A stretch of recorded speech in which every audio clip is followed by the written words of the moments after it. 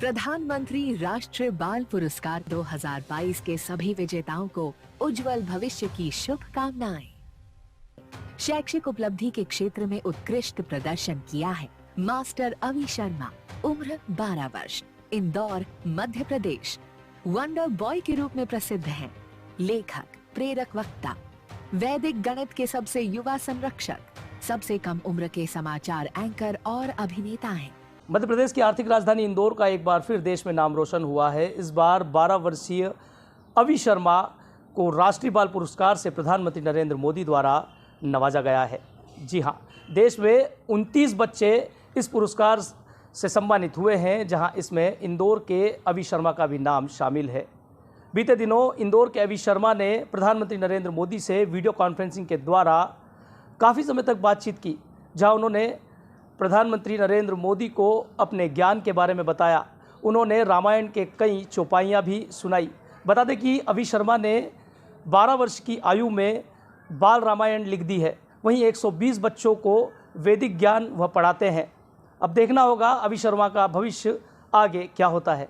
सबसे पहले संवाद की श्रृंखला में मैं आमंत्रित करना चाहूंगी मध्य प्रदेश से मास्टर अवि शर्मा को।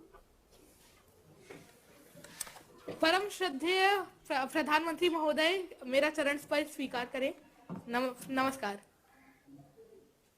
अभी आप लेखक भी हैं, व्याख्यान भी देते हैं, आपने बालमुखी रामायण भी लिखी है। इतना सारा काम आप कैसे कर पाते हैं?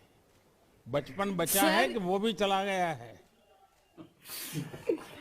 सर, ये सब भगवान श्री राम का आशीर्वाद है कि मैं इतना सब कर पा रहा हूँ, क्योंकि सर गीता में ही लिखा है 7वां अध्याय 8वां श्लोक की रसोहम पशु कौन्तेया प्रभास्मि शशि सूर्यो प्रणव सर्ववेदेषु शब्द खे पौरुषम रशु, यानी कि मनुष्य में जो सामर्थ्य है वह मैं हूँ। सो इसीलिए ही मैं ये मानता हूँ कि यह सब भगवान का ही आशीर्वाद है, और यह मेरे माता पिता, सारे परिजन और सारे चाहने वालों के आशीर्वाद की वजह से ही मैं कर्मठता से यह सारी चीजें कर पाता हूँ। अच्छा, ये बताइए अभी कि रामायण में के संबंध में लिखने का ख्याल आपको सबसे पहले कब और कैसे आया? सर, इसकी प्रेरणा स्रोत भी कहीं ना कहीं आप ही रहे हैं। लॉकडाउन 2020 में जब हम सभी लोग, खासकर हम बच्चे, पूरी तरीके से हताश हो गए थे, तब आपने टीवी पर रामायण प्रसारित करवाई, और जब मैंने रामायण देखी तो मैं रामायण से बहुत ज्यादा इंस्पायर हुआ, क्योंकि कहा जाता है knowledge is better caught not taught. मैंने पहले भी रामायण का श्रवण किया था, पठन किया था, परंतु जब मैंने रामायण को देखा तब मुझे लगा कि भगवान श्री राम का चरित्र आजकल हम बच्चे भूलते जा रहे हैं। सो इसीलिए ही मैंने यह बालमुखी रामायण 250 छंदों में लिखी, ताकि भगवान श्री राम ने रामायण के थ्रू जो आदर्श स्थापित किए हैं, जैसे कि रेस्पेक्ट, आजकल हम लोग पेशेंस बहुत ज्यादा खो देते हैं, तो पेशेंस, ओबीडियंस, तो ऐसे सारे आदर्श हम बच्चे इस रामायण से सीख सकते हैं, अपने जीवन में उतारकर एक आदर्श जीवन जी सकते हैं। और मैंने इस रामायण को 10 भागों में बांटा है। अगर आपकी आज्ञा हो तो इसके पहले भाग राम जन्म के कुछ छंद मैं आपके सामने प्रस्तुत करना चाहूंगा। सुनाइए। बिल्कुल, वह छंद ऐसे है। देवनान किए विनती जब हरिजन में मां धरती पर, तब दशरथ के घर उत्सव आया, अवधपुरी में उल्लास था छाया। अवधराज के 4 दुलारे, राम लखन भरत शत्रुघ्न प्यारे, चारों कुमार अवध के प्राण, धीर वीर ज्ञानी बलवान। बहुत बहुत धन्यवाद सर। अच्छा, अभी आप रामायण में डूब गए, पिछले लॉकडाउन का आपने उपयोग कर लिया। रामायण में वो कौन सा पात्र है, कौन सा चरित्र है जो आप पर बहुत ही प्रभावी है, आप पर, आपकी उसके प्रति श्रद्धा बन गई है?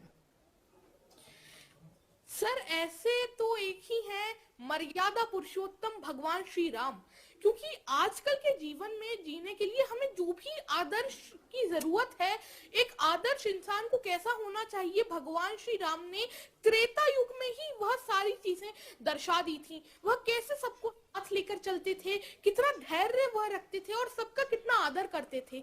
ऐसी काफी सारी चीजें हैं जो मुझे भगवान श्री राम से सीखने को मिलती हैं। सो ऐसे आदर्श तो मेरे भगवान श्री राम ही हैं। अभी परिवार में सब तंग आ जाते होंगे, दिन भर तुम्हें रामायण रामायण करते रहते होंगे, तो घर के सब लोग नाराज हो जाते होंगे। नहीं सर, सौभाग्य से मेरे माता पिता मुझे सबसे ज्यादा सपोर्ट करते हैं। बचपन से ही इन्हीं से मैंने रामायण, महाभारत, गीता इन सब का चीज सुनी। और श्रीमद् भागवतम में 7वें अध्याय में 7वें कांटो में लिखा है कि जब हम कोई भी आदत बचपन से ही डेवलप कर लेते हैं तो वह हमारे साथ जीवन भर रहती है। तो घर में भी जैसे कोर्ट के अंदर वकील धाराओं का उपयोग करके लड़ाई लड़ते हैं, तो तुम भी घर में शास्त्रों का उपयोग करते लड़ाई लड़ते हो क्या? नहीं सर, शास्त्रों का तो मैं जरूर ही उपयोग करता हूँ, परंतु मैं बच्चों को सिखाने में इनका उपयोग करता हूँ। मेरे मिशन संस्कार और शिक्षा के अंतर्गत मैं बच्चों को भारतीय शास्त्रों, भारतीय कल्चर के बारे में बताता हूँ और यह बताता हूँ कि कैसे हमारा जो भारतीय कल्चर है कितना ग्लोरियस है, कितना रिच है वह, और हम कितने आगे हैं। क्या अभी ये मध्य प्रदेश के पानी में ही कोई विशेषता है क्या, इस प्रकार के बच्चे तैयार होते हैं? जी हाँ सर, यह मालवा भूमि तो इतनी सुंदर रही है। इसने लता मंगेशकर मैम इतने बड़े बड़े इन्होंने वीर दिए हैं। देवी देखिए, अहिल्याबाई मैं आपको एक घटना सुनाता हूँ। जी। आपके एक मुख्यमंत्री उमा भारती जी मध्य प्रदेश की मुख्यमंत्री रही है। जी। वो बहुत छोटी थी तब वो व्याख्यान करती थी। जी। तो गुजरात में अहमदाबाद में उनका मणिनगर इलाके में व्याख्यान था। आज से करीब 45-50 साल पुरानी बात है। अखबारों में बहुत चर्चा होती थी, तो हम भी सुनने के लिए चले गए। और मैं हैरान था, उतनी छोटी उम्र में जिस प्रकार से वो धारा प्रवाह वक्तव्य देती थी, जिस प्रकार से शास्त्रों का बहुत ही सटीक रूप में उल्लेख करती थी, संस्कृत बोल लेती थी, चौपाइयाँ गा लेती थी और अपनी बचपना की हरकतें भी करती थी मंच पे बैठे बैठे। मैं बहुत प्रभावित हुआ था। बहुत साल पहले की बात है, तब उनकी आयु बहुत छोटी थी।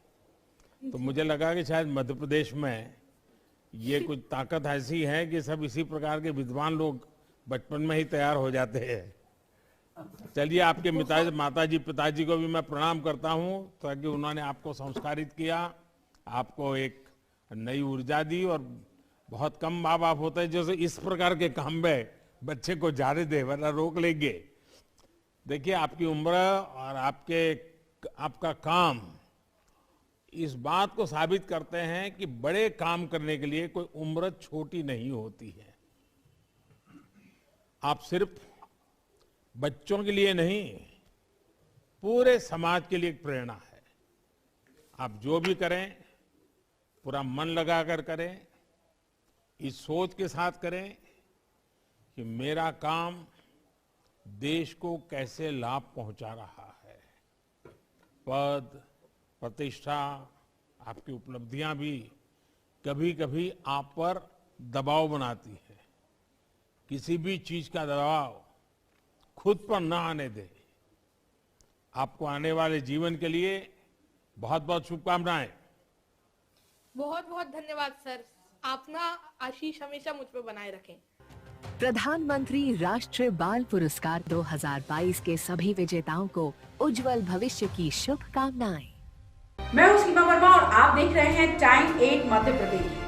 टाइम 8 मध्य प्रदेश आपका अपना चैनल है, तो अब तक अगर आपने चैनल को सब्सक्राइब नहीं किया है तो चैनल को सब्सक्राइब कर लें और चैनल को फॉलो, लाइक और शेयर करना बिल्कुल ना भूलें। इसके साथ ही हमें इंतजार रहेगा आपके कमेंट्स का।